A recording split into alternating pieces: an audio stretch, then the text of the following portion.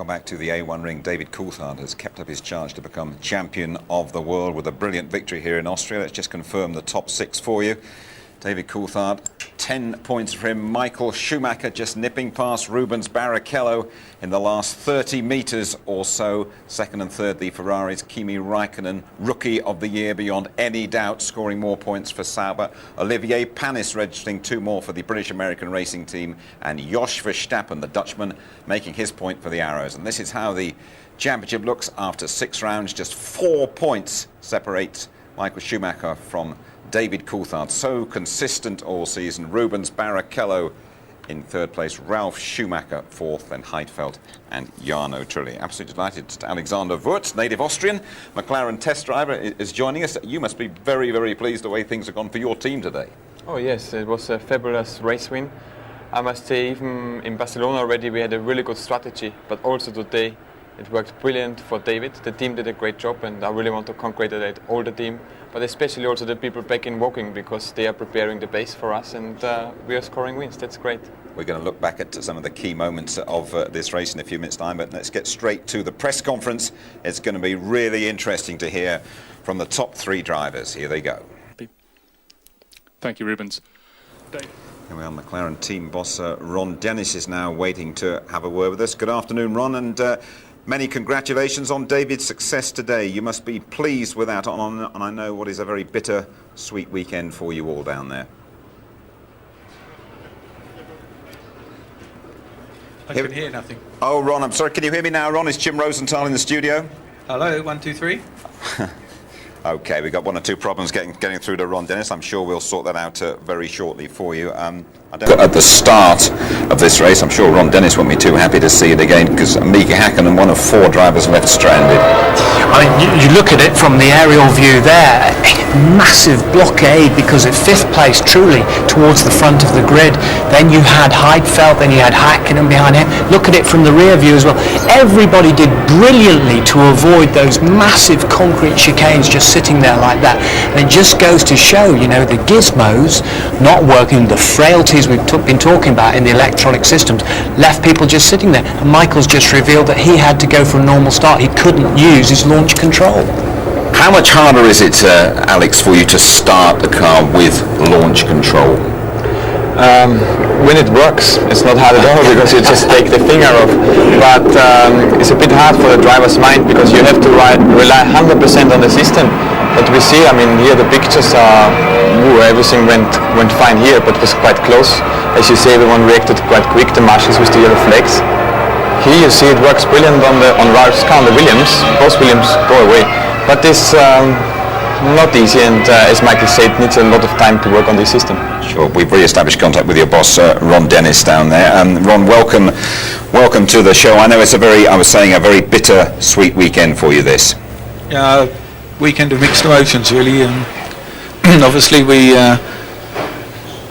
there's nothing that you can really say when you lose an important member of the team, but more than his membership of the team is his friendship. You know, we're a very close-knit team. People think we're grey, but in reality we're a very human organisation that really cares a lot about all of the people that contribute. And of course Paul Morgan was a leading member, one of the 2 people who run and function Ilmore, and he's going to be badly missed.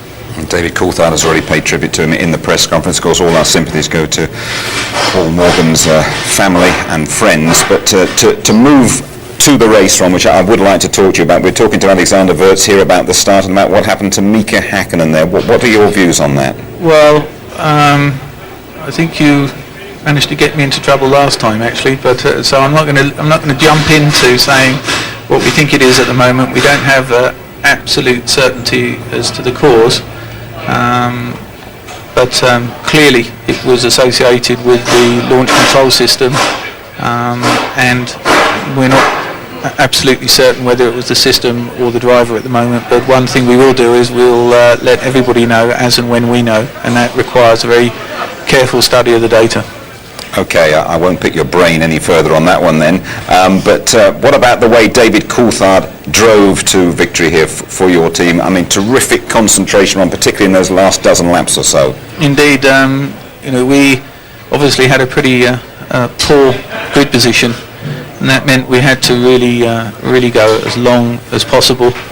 When we were stuck in the traffic, we conserved some very valuable fuel that allowed us to push very hard in the 3 or 4 laps that separated Ruben's pit stop from David's. Enabled obviously him to take the lead, and then he really did a great job at pacing himself to stay in the lead. Of course, it's actually the most difficult place to be in a race, is in the lead. It's the area where you can definitely make mistakes, but it was a faultless drive. He always looks very comfy when he's out there in front. And Mika Hakkinen, when we spoke to him about his World Championship chances, said very honestly, it doesn't look too good, does it? Are you getting to the stage where you're going to put all your eggs into the David Coulthard basket? No, because we're in the business of winning races, and we're very fair with the guys. We've always made it quite clear that we come to Grand Prix, we try to win, and it's only when it's mathematically impossible or realistic evaluation of the numbers tell you that it's unlikely, and in that situation we step in, because we're here to win races and the World Championship, but it's a little early. And of course the circumstances that we have in our team is we can in fact give team instructions at any stage, even the first Grand Prix, but that takes away the spirit of the driver's commitment. They want to win, and it's not right for us to intercede in that process unless the circumstances require it, and we're just not in that area yet. But you would agree there's a realistic chance of David Coulthard becoming a British world champion this season? Oh, of course. I mean, right. He's there and he's well in position, but more importantly, it's his attitude, his frame of mind, and his determination at the moment. He's matured over the last few months, and he's a lot better for many things that have happened in his life. He's really very, very committed to winning, and as is, of course, Mika, but right now, obviously, the points are with David, and he knows that, as always, we're giving the best equipment we can, and we'll just have to see the result. I've got just one final point for you, Ron. If you had been making the call coming round that last bend, would you have ordered Rubens Barrichello to pull over and let Michael Schumacher through? Well, most definitely not in the period of the year in which we're at, and but I think their faces said it all. They weren't two particularly happy chappies on the podium, so there was definitely some disagreement there, and one can only presume the reason why. We appreciate you joining us as always, Ron. Thanks very much indeed. Thank you. Okay, there we are. We've got a lot to talk about with Alex and with Tony. We got our competition and a bit of Ross Kemp with Jordan as well. We will be right back.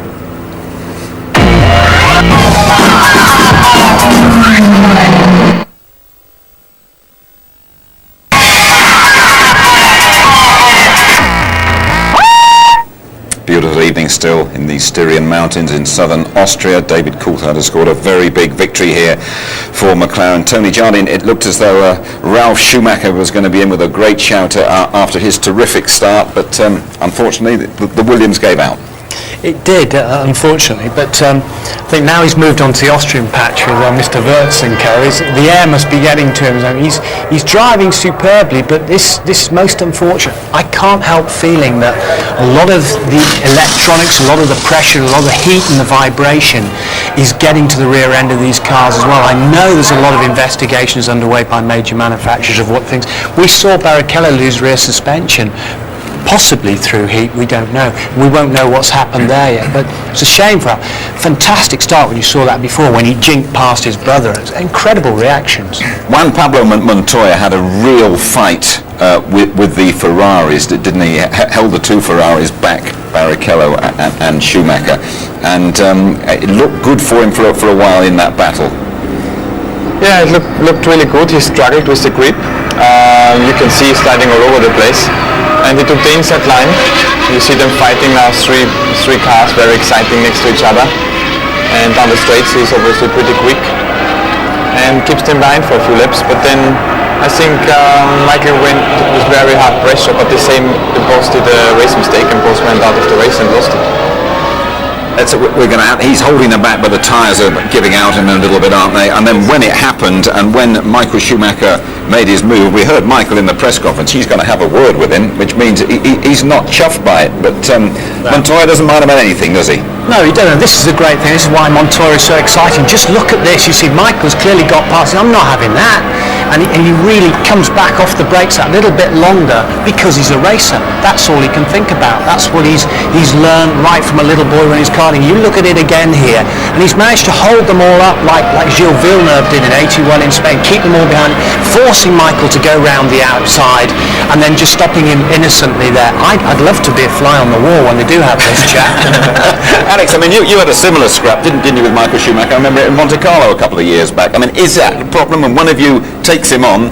Does he come and claim you after? What are you doing? After this race I had with him in Monaco, we both lost the race. I lost second position at the race, and he lost important points. But here, I would say it was a racing accident. If Michael doesn't agree what Montoya did, he should have just braked a bit earlier, because he said there was no way that he makes the corner. But I see there also was no way that Michael made the corner at this braking point. So I would just put it down as a racing accident and put it down to experience. You join us here more often, by the way. That's excellent. Juan Pablo Montoya sadly followed teammate Ralf Schumacher out of the race prematurely.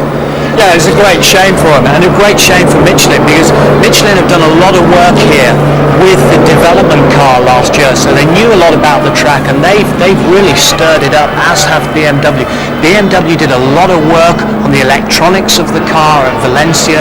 They've done a lot of more work on the aerodynamics, and this guy now, his best grid position since coming into Grand Prix racing, he's learning about qualifying as well. We know he's a great racer, but he's learning about qualifying too. Do you find it strange that Michael Schumacher has never got to grips with this A1 ring? It's the only current circuit he's never won on. Yeah, when you start to talk about it, then it's even harder to win. And maybe ask him all the time, so he won't win in the next year as well. But it comes as it comes, and I think today was a bit unlucky with his start. He told us that he had problems with the launch control, and you never know. But seeing here these pictures, he was racing absolutely on the limit. Seemed that his car didn't have the grip as, for example, David had through the race. So they are also on the limit. It all came down to the limit in David Coulthard's pit stop, didn't it? Yeah, it's nice to hear, because you can pick up a bit from Dave what he said in the conference. They're staying out that bit long in the fuel. They know they had to really, with a bigger fuel load, to stay out there. And tactically, they must be very pleased, McLaren, to have got one over this time. He came in with a lead of just about 25 seconds. I have to say the boys from Woking were absolutely superb in the pit stop, like clockwork.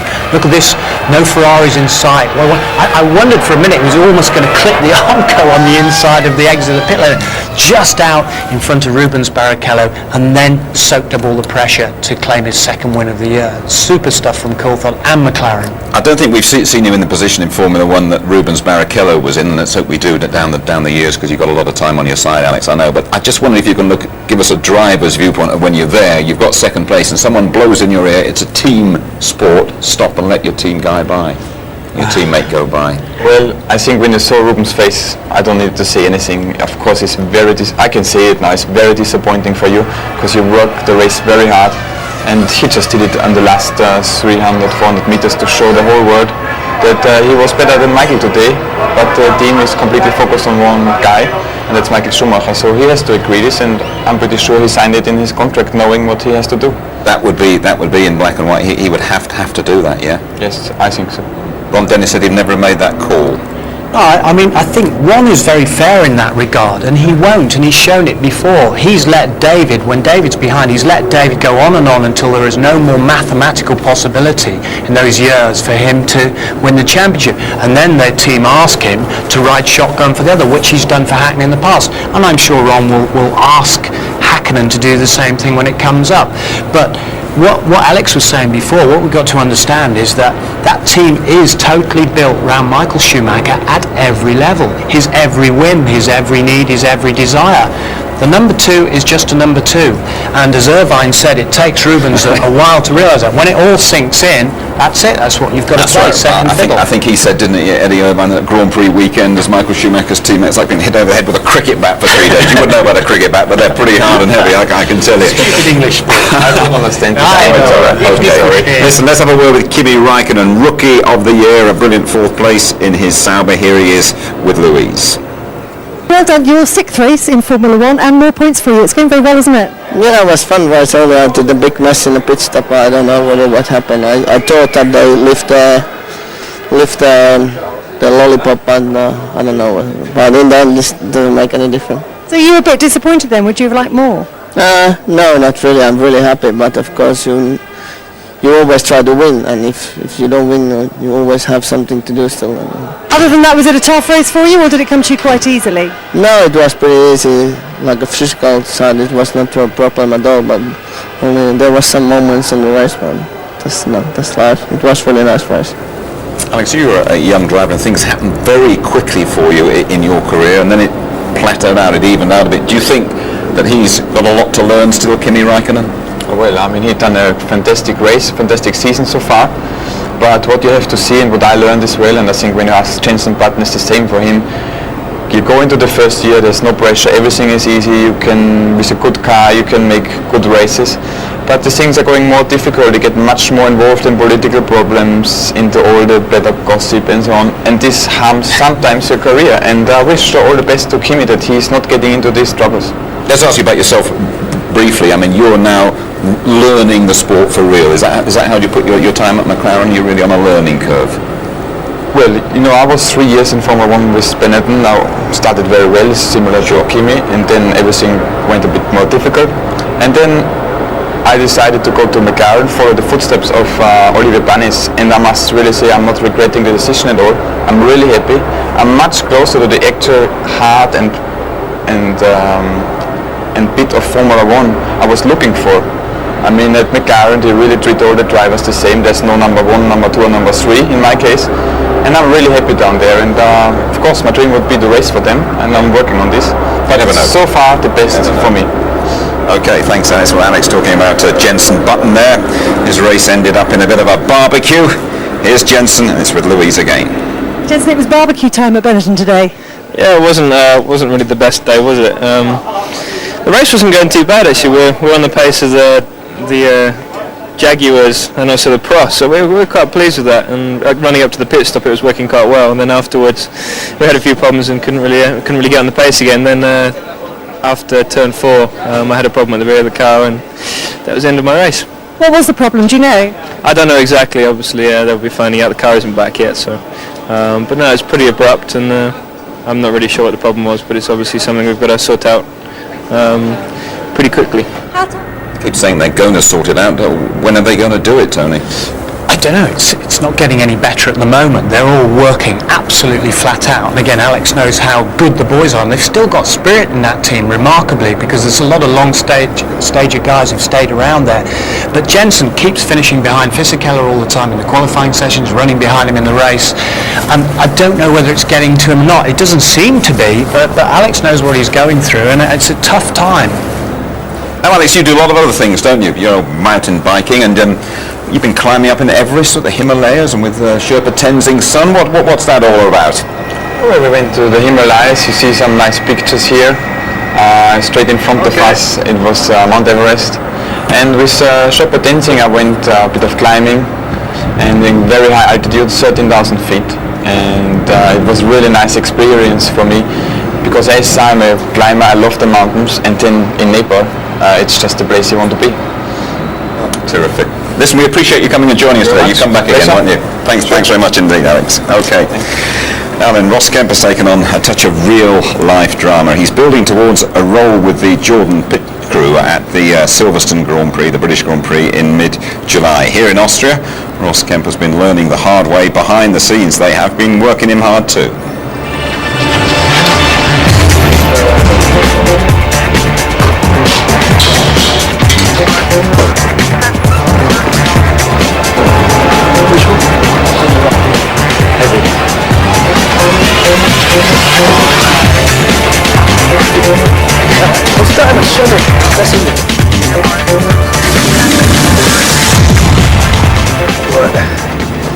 going? Pointers. Top. I'll go that way, yeah? This is how the other half live. Luxury. See, I'm not supposed to be doing this, I'm supposed to be working now, but in life I've learned if an opportunity presents itself. You have a top here, then.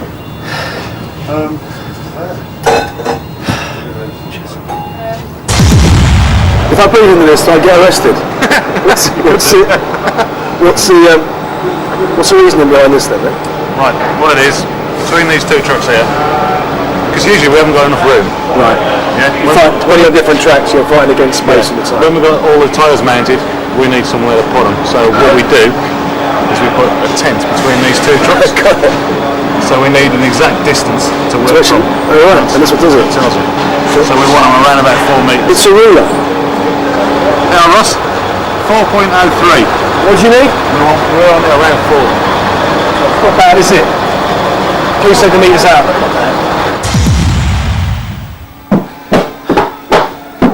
What about up here, Biscuit? All this stuff down this lathe, or whatever it is.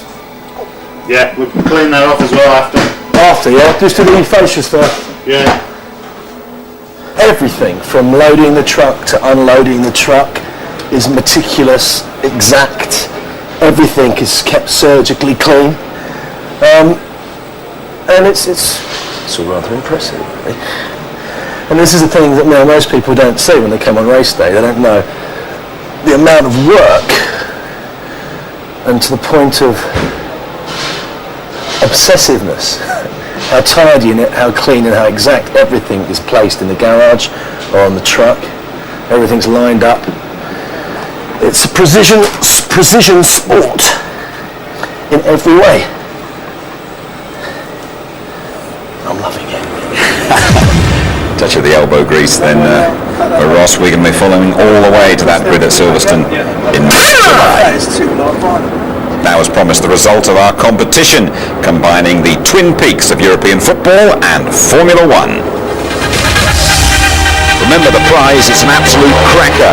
VIP trips to 2 great sporting events, the Monaco Grand Prix, and before that, the UEFA Champions League final at Milan San Siro Stadium, Bayern Munich against Valencia. Now, 2 Scots have won at Monaco before, Stewart and Coulthard, but we asked you which Englishman last won in Monte Carlo. Was it A, Johnny Herbert, B, Nigel Mansell, or C, Graham Hill? And the answer? Graham Hill, way back in 1969. Our winners, Mark Charlton from St Helens and Nicola Cunnington from Brighton. Well done, Mark. Well done, Nicola. Enjoy 2 fabulous occasions with ITV. Keep in touch with all the F1 news on our ITV website tonight. There we are then. Watch out for the highlights tonight. We'll be back in Monte Carlo in a couple of weeks' time. Well done, David Coulthard. Bye-bye from us all.